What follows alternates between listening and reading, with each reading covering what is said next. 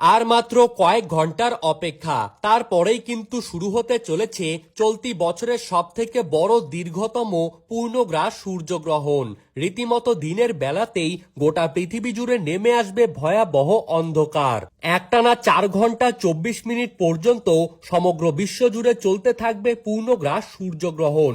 ইতিমধ্যেই বিশ্ববাসীর জীবনে কিন্তু এই সূর্যগ্রহণকে কেন্দ্র করে পড়ে গিয়েছে শোরগোল। কেননা এই পূর্ণগ্রাস সূর্যগ্রহণের প্রভাব সব থেকে বেশি পরিমাণে পড়তে চলেছে গর্ভবতী মায়েদের উপর, যার ফলে যে কোনো ভুল ত্রুটি করলেই জীবনে কিন্তু ঘনিয়ে আসতে পারে ভয়ঙ্কর বিপদ। তো সুপ্রিয় দর্শক, আমরা এখন দেখে নেব ঠিক কবে, কখন, কোন সময়ে এই পূর্ণগ্রাস সূর্যগ্রহণটি শুরু হবে এবং কোন সময়ে শেষ হবে।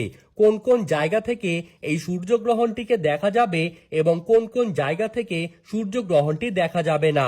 এই সময়ে আপনারা কি কি করবেন আর কি কি করবেন না, বিশেষ করে গর্ভবতী মায়েদের জন্য বিশ্বের বড় বড় জ্যোতির্বিদরা কি কি সতর্কবার্তা জানিয়ে দিয়েছেন, তাই কিন্তু আজকে আমরা জেনে নেব এই ভিডিওটির মাধ্যমে। চলুন এক নজরেই দেখে নেওয়া যাক।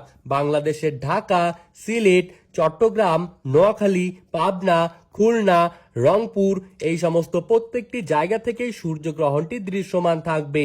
এছাড়া পশ্চিমবঙ্গের কলকাতা, হাওড়া, হুগলি, ঝাড়গ্রাম, পুরুলিয়া, বাঁকুড়া, নদিয়া, মুর্শিদাবাদ, কোচবিহার, আলিপুরদুয়ার, জলপাইগুড়ি, শিলিগুড়ি, মালদা, দিনাজপুর এই সমস্ত প্রত্যেকটি জায়গা থেকেই সূর্যগ্রহণটি দেখা যাবে। এছাড়া আসাম ও ত্রিপুরা রাজ্যের কিছু কিছু জায়গা থেকে সূর্যগ্রহণটি দৃশ্যমান হতে পারে। এই মহাজাগতিক পূর্ণগ্রাস সূর্যগ্রহণ ভারত এবং বাংলাদেশের সময় শুরু হবে 12ই আগস্ট এবং বাংলার তারিখ অনুযায়ী 26শে শ্রাবণ বুধবার। পশ্চিমবঙ্গের সময়সূচি অনুযায়ী গ্রহণটি শুরু হবে সকাল 9:04। গ্রহণের মধ্য সময় বেলা 11:17। গ্রহণটি পশ্চিমবঙ্গে সমাপ্ত হবে দুপুর 1:28। বাংলাদেশের সময়ে এই গ্রহণটি কিন্তু শুরু হবে সকাল 9:34। বাংলাদেশের সময়ে গ্রহণটির মধ্য সময় থাকবে বেলা 11:47 এবং বাংলাদেশে গ্রহণটি সমাপ্ত হবে দুপুর 1:58।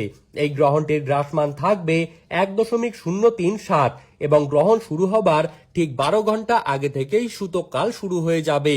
এই সময়ে বিশেষ করে গর্ভবতী মায়েরা আপনারা ঘরে থাকার চেষ্টা করুন। চুল কাটা, নখ কাটা, কারো সাথে ঝগড়া বিবাদ করা এই সমস্ত কাজ করা যাবে না।